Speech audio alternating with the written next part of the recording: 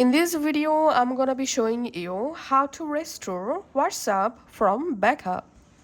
First of all, we have to uninstall the WhatsApp app.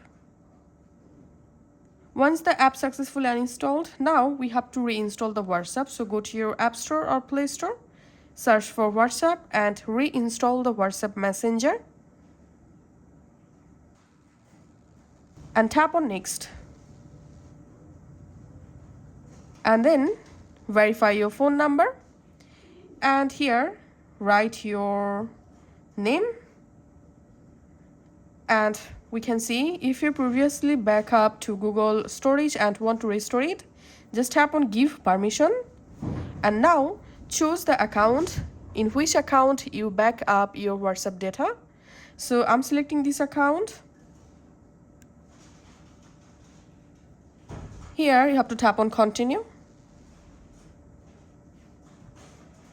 And then write here your name, tap on next. And you can choose your email here. I'm just tapping on cancel, tapping on skip.